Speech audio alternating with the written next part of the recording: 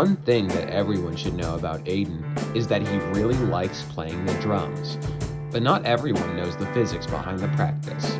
We made this video to teach you guys about the science of drumming using concepts we've already learned this semester. Quick disclaimer, we're using an electric drum kit, so some of the things we're about to say won't apply to the kit that Aiden is playing on. However, we will still model every scenario for you guys so you can all get the best idea of all of these concepts. At its most basic level, drumming is essentially hitting drums with drumsticks.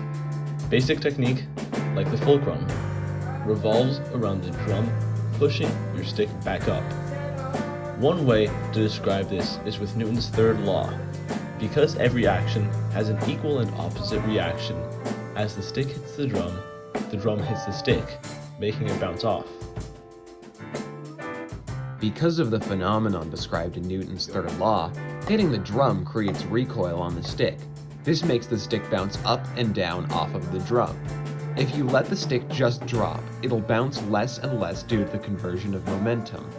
One technique that involves this is drum rolling.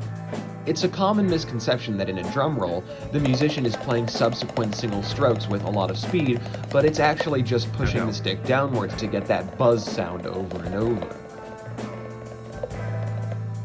Striking the head of the drum changes its shape and compresses the air inside the shell. The compressed air presses on the bottom head and changes its shape. Then, these changes are transmitted to the drum cell and reflected back, and this action is repeated, creating a vibration. What is created as a result of all these factors acting together is sound, a vibration to be exact. The membrane, or the surface of the drum, begins to vibrate, which disturbs nearby air molecules and creates a noise. Because different drums have different sizes, and therefore different amounts of air compressed inside them, they produce different sounds.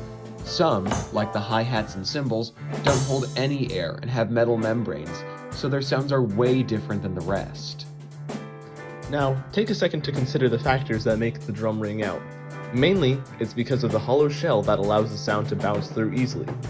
When you take that away, you're left with a flat surface that has rebound but doesn't produce sound.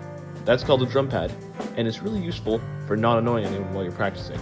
Or, you can use an electric drum set with headphones. Also, as mentioned before, the material of the drum does a lot in determining the force, and therefore, sound. For example, if you were to cover your drum with carpet, the impact time would be increased, so the force on the drum would be less, and so would the noise produced. I'm going to talk about one more really important component of drumming, and that's the pedal. In stepping on the pedal's footboard with, well, his foot, Aiden sets a mallet called a beater into motion that strikes the drum and creates noise.